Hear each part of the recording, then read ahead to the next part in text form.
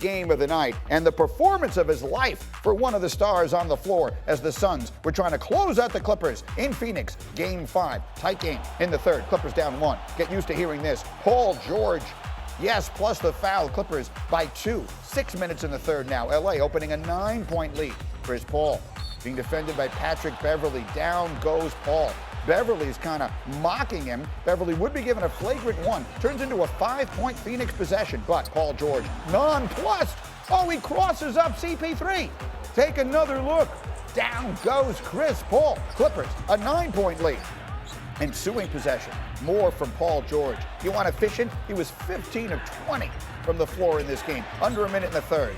More from Paul George, a 13-point LA lead going to the fourth. Early in the fourth, Suns trying to hang around. Devin Booker taking it in. He would finish with 31 last night, but this was a night that would belong to Paul George. Under 6 minutes to go. Clippers up by 7. Oh, the contact, and it's good.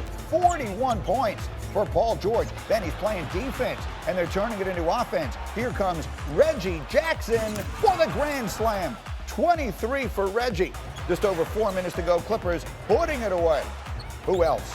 Paul George. The Suns set early in the West last night. Clippers live to fight another day. Headed back to LA tomorrow for Game 6. Paul George, what a performance. They was going to finish this series off. They was going to have to work for it. And that was just the mentality we came into this. We wasn't going to back down. We wasn't just going to throw in the towel. The fact of the matter is they got to beat us. And so again, Paul George, the 41, a playoff career high. Clippers' 7th win this postseason when trailing in a series, which is already the most by any team in a single postseason. They'll need to get at least one more. They'll need to get exactly one more in order to have a chance to get to the finals. That would be tomorrow. This is my Uncle Seth Greenberg, no relation. You know, we've been waxing rhapsodic this morning about the performance of Paul George. How do you explain that? A guy who so many times in the postseason has given us less than we expected, last night giving us the performance of his life. Paul George is one of the top 5 players in the NBA, and Tyronn Lue's empowered him to be that player. And, you know, we're looking at a guy that's 6'8", 6'9", can put it on the floor, shoot the 3, get to the basket, play through contact. What can't Paul George do? You know what?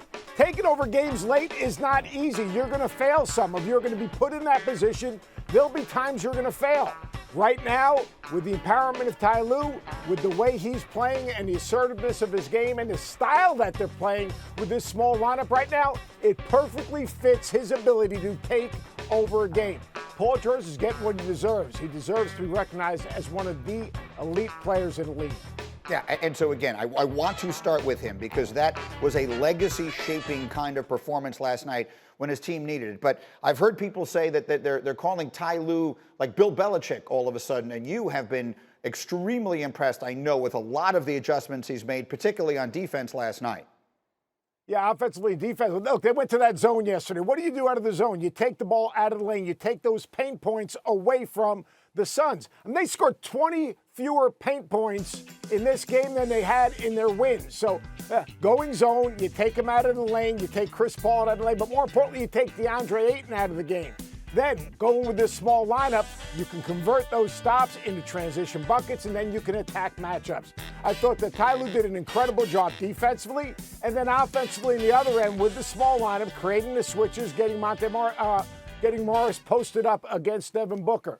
Tyronn Lue, offensively, defensively, and the way he empowers his players and gets them to another level, that is the essence of coaching. And so they go home with a chance to put all the pressure in the world on Phoenix if they get a win. This is a Clipper team that was down 2-0 and 3-2 to Dallas. They were down 2-0 to the Jazz. You think they can do this? Do you think they pull this whole thing off and get to the final? I don't think they win 2 in a row or 3 in a row. I just don't think they can do it. I think this Phoenix Suns team is too well coached. You got to understand, now all of a sudden on the other end, Monty Williams, he's got a day to prepare for that zone. They're not going to settle to be a jump shooting team. They're going to get Ayton involved. They're going to get post touches, and then they probably won't switch as much. So this is a chess game. What is Tyronn Lue's next move? Right now, Monty Williams knows what the Clippers' move is. Now, here's the big question. Is Kawhi going to come back? Because if Kawhi comes back, all of a sudden, Monty Williams doesn't have a chess move for that adjustment. Right. That would obviously change the tilt the balance of power in this thing. I don't believe he's expected to return, but he has not yet been ruled out. Thank you for watching ESPN on YouTube. For live streaming sports and premium content, subscribe to ESPN+.